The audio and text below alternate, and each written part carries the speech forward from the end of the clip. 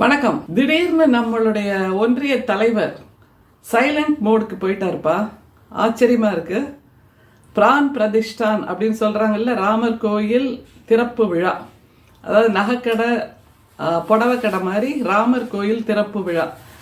அந்த நாளுக்காக 11 நாள் ஒரு அனுஷ்டானமும், அது பேரு அனுஷ்தான் அப்படிங்கிறாங்க.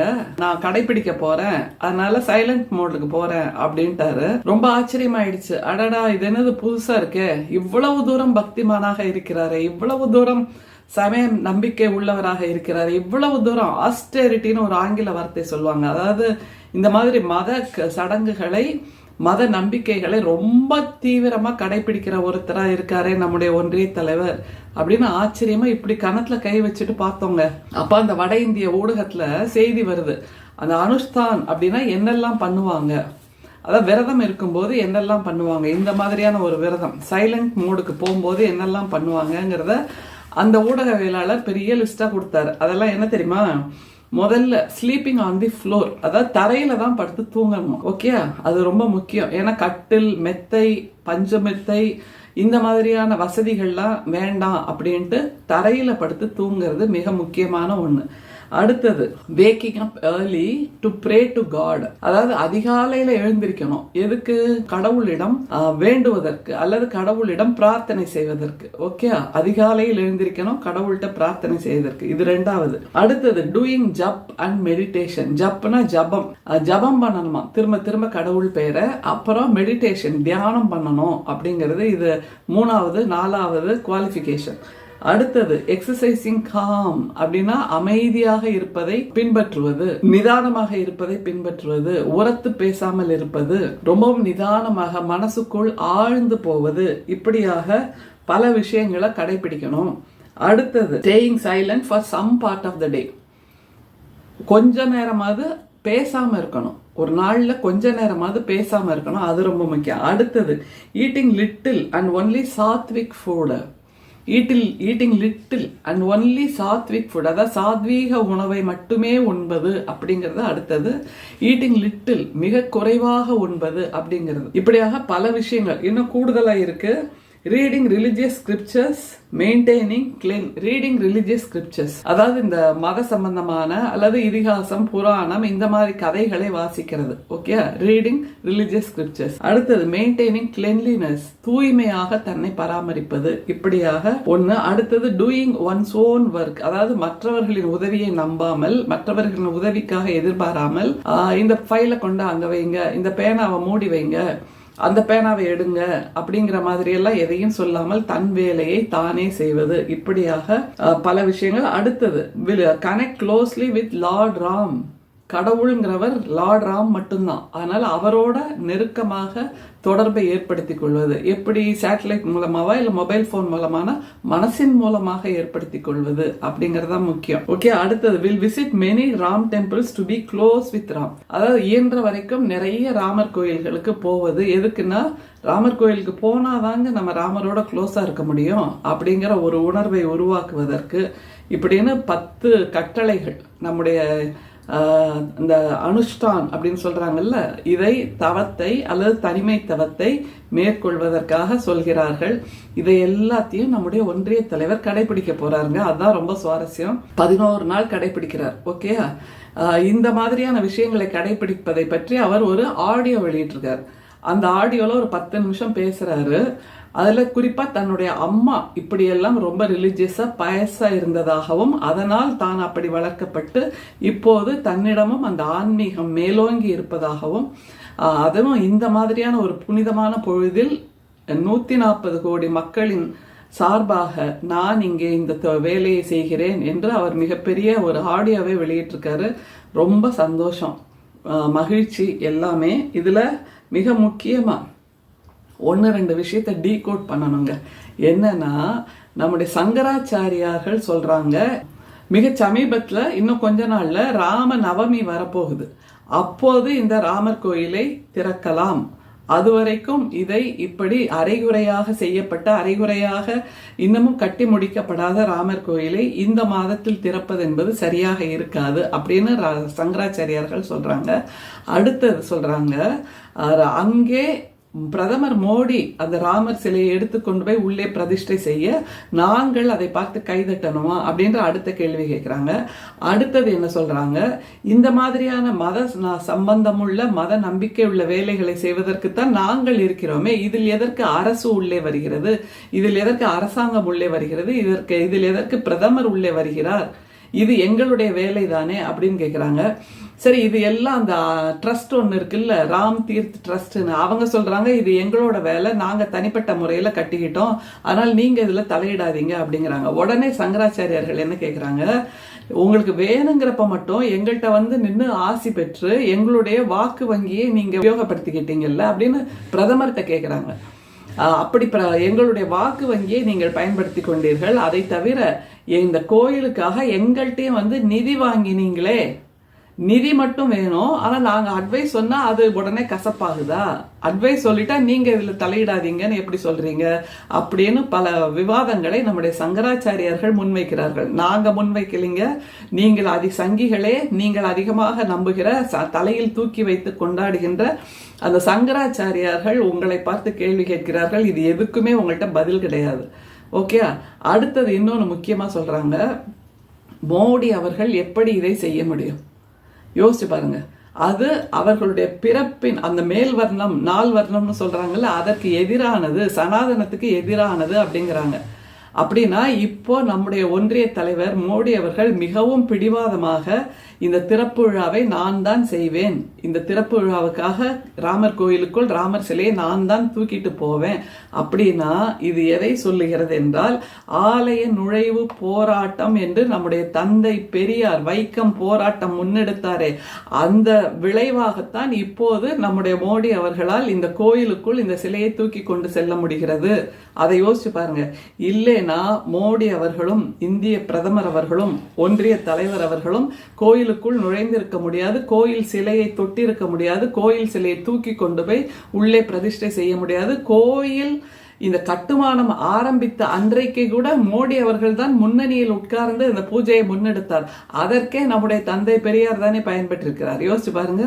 அவர் மட்டும் அந்த கோயில் நுழைவு போராட்டத்தை செய்திருக்கவில்லை என்றால் மோடி அவர்கள் அந்த மீதி 3 வர்ணத்தார் எப்படி கோயிலுக்குள் போயிருக்க முடியும்? இப்பவும் அவர்கள் சொல்லியிருப்பார்கள், அந்த கோயில் நுழைவு போராட்டம் தந்தை பெரியாரின் போராட்டம் இல்லை என்றால் அவர்கள் சொல்லியிருப்பார்கள் யாருமே உள்ளே வரக்கூடாது. அந்த ஒரு நிலைப்பாட்டை நம்முடைய சங்கராச்சாரியார்கள் எடுத்திருப்பார்கள், கோயிலை சார்ந்த வைதிகர்களும் எடுத்திருப்பார்கள். இப்போ மோடி அவர்கள் உள்ளே வரலாம் என்று வைதிகர்கள் மௌனம் காப்பது எதற்காக? அதை நீங்க புரிஞ்சுக்கோங்க. ஏன்னா இந்த அர்ச்சகர்கள், வைதிகர்கள், ஆரியர்கள், வந்தேரிகளோட குணம் இதுதான் தோழர்களே, சங்கிகளே. புரிஞ்சுக்கோங்க. தங்களுக்கு காரியம் ஆகணும்னா ஒன்னு சொன்னோம்ல மனுநீதியில, இந்த தங்கம் மலத்தில் இருந்தால் கூட நீ எடுத்துக்கொள்ளலாம், தோஷம் கிடையாது என்று சொல்பவர்கள் தங்களுக்கு காரியமாக வேண்டும், தாங்கள் நினைத்த ராமர் கோயிலை கட்ட வேண்டும், தாங்கள் நினைத்தபடி ராமர் கோயிலுக்கு உலகமே சேர வேண்டும் என்று இருக்கும்போது அதற்காக ஒரு ரிலாக்ஸேஷன் கொடுத்துட்றாங்க. அப்படின்னா அந்த ரிலாக்ஸேஷன் என்ன? மோடி அவர்கள் உள்ளே வரலாம் அப்படிங்கிற ரிலாக்ஸேஷன். அப்ப இப்ப புரியுதா? எது ஒன்றுத்துக்குமே இவங்க பயமுறுத்துவாங்க, இது செய்தா தப்பு, அது செய்தா பாவம், சாமி கண்ணை குத்திடுமோ இல்லையோ அப்படிம்பாங்க. ஆனா கொஞ்சம் வற்புறுத்தி கேட்டா இதுக்கு ஒரு பரிகாரம் இருக்குங்க. ஒன்றும் இல்லை, வைதிகருக்கு அல்லது அர்ச்சகருக்கு இல்ல பிராமணருக்கு நீங்க ஒரு 100 பசுமாட்டை தானமா கொடுத்துருங்க, ஒரு 1000 பவுன் தானமா கொடுத்துருங்க, இல்ல 2 வீட்டை எழுதி கொடுத்துருங்க, இல்ல ஒரு முடிஞ்ச ஒரு கிராமத்தை எழுதி கொடுத்துருங்க, உடனே அதுக்கெல்லாம் பரிகாரம் ஆயிடும், அப்புறம் நீங்க நடத்திக்கலாம் அப்படின்னா இவர்கள் சொல்வது முற்ற முழுக்க பொய் என்று இவர்களுக்கே நன்றாக தெரிந்திருக்கிறது. அப்படி சனாதனம் என்பது மாற்றவே முடியாதது என்றிருந்தால் இப்போ மோடி அவர்கள் உள்ளே வர முடியாது அப்படிங்கறத நிலைப்பாடு. அப்போ சனாதனம் என்பது மாற்றக்கூடியது தானே, அதைத்தானே எல்லோரும் கேள்வி கேட்கிறோம். நீங்கள் மாற்றவே முடியாதது சனாதனம், நிலையானது, என்றைக்கும் ஒரே மாதிரியானது என்றால் அந்த கோயிலுக்குள் மற்றவர்கள் உள்ளே சிலையை தொட்டு வணங்க அனுமதி கிடையாது என்பதுதானே நிஜம். இப்போ நீங்க அனுமதிக்கிறீங்க அப்படின்னா அந்த சனாதனம் மாற்றக்கூடியது. நீங்கள் சொல்லுகின்ற அந்த ஆன்மீக விஷயங்கள், ஆகம விஷயங்களும் மாற்றக்கூடியது. ஏனென்றால் அதில் எந்த விதமான அடித்தளமும் இல்லை, பேஸ்லெஸ் என்று ஆகிறது. எனவே நீங்கள் தான் இப்போது எது சரி என்கின்ற பதிலை கொடுக்க வேண்டும். அதை தவிர இன்னும் சில விஷயங்கள் டீகோட் பண்ணணும். என்னன்னா, நம்முடைய ஒன்றிய தலைவர் ரொம்ப அமைதியாக இருக்க போகிறார், நிதானமாக பேசாமல் இருக்க போகிறார். மிகவும் சாத்வீகமான உணவை மிக குறைந்த அளவில் உண்ணப் போகிறார். மௌன விரதத்தை எடுத்துக்கொள்ள போகிறார். அதே மாதிரி சிம்பிள் வாழ்க்கை, சிம்பிள் லைஃப், அதை மேற்கொள்ள போகிறார். கட்டிலில் படுத்து உறங்குவது கிடையாது, தரையில் படுத்து உறங்க வேண்டும். உட்கார்ந்தாலும் தரையில் உட்கார வேண்டும். இப்படியாக பல விஷயங்கள். நீங்க அந்த காணொளியை பார்த்திருந்தீங்கன்னா தெரியும். அவர் அந்த ஜபம் நடக்கின்ற அந்த இடத்துக்கு வருகிறார்.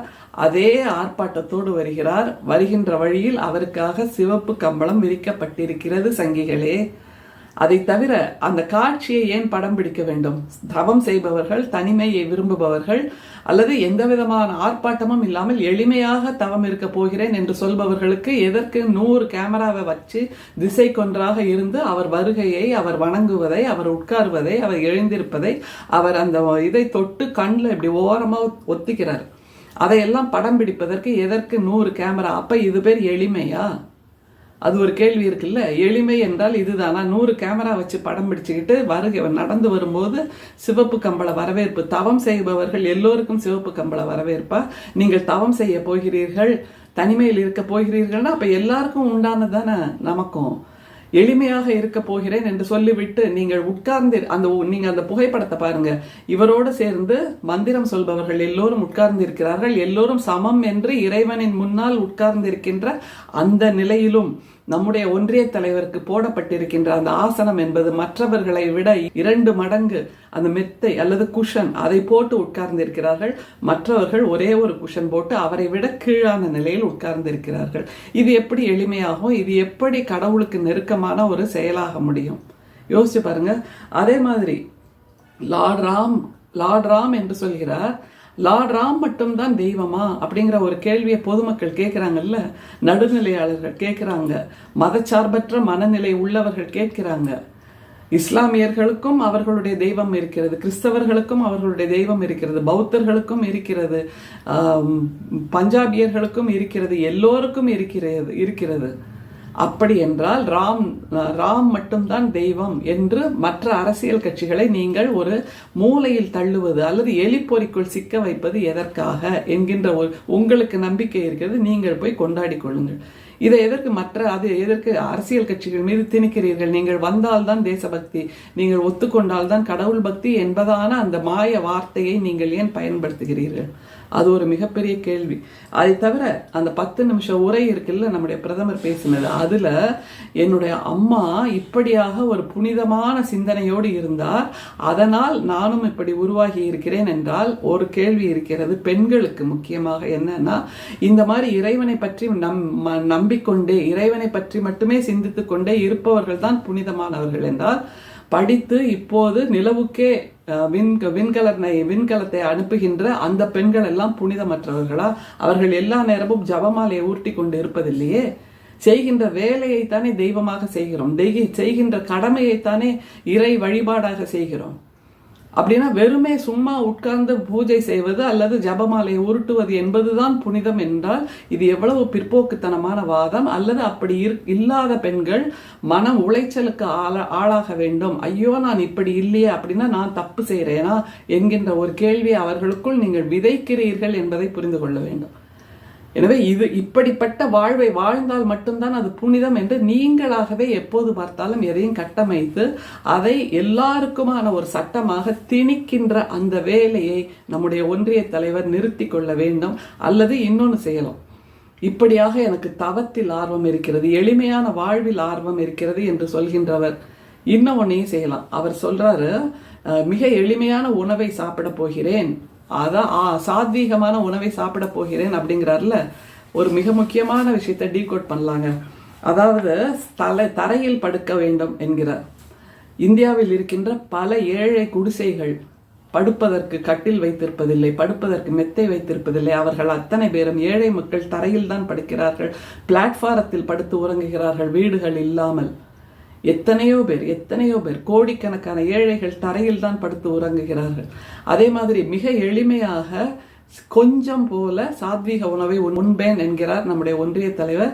பல ஏழைகள் இன்னமும் அந்த கொஞ்சமான சாத்வீக உணவு கூட கிடைக்காமல் இரவில் வயிற்றில் பசியோடு உறங்கப் போகிறார்கள்.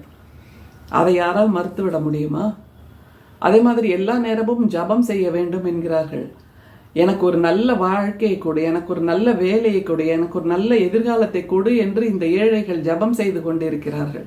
அது ஒன்றியத்தின் காதுகளுக்கு கேட்கவே இல்லையே, ஆட்சியாளர்களின் காதுகளுக்கு கேட்கவே இல்லையே. அதே மாதிரி waking up early to pray to God அப்படிங்கிறார்கள். இதையும் நம்முடைய தொழிலாளர்கள், உடல் உழைப்பு தொழிலாளர்கள், வேளாண்மையாளர்கள், நெசவாளர்கள், ஏழைகள் எல்லாருமே செய்றாங்க. காலையில 3 மணிக்கு 4 மணிக்கு பாருங்க, கோயம்பேடு மார்க்கெட்ல கூட எல்லா உழவர் சந்தை எல்லாவற்றிலும் காலையில் 3 மணிக்கே காய்கறிகள் வந்து விழும், வந்து கொண்டு வந்து இறக்குவார்கள், பழங்களை கொண்டு வந்து இறக்குவார்கள், அவர்களுடைய வியாபாரத்தை ஆரம்பிப்பார்கள்.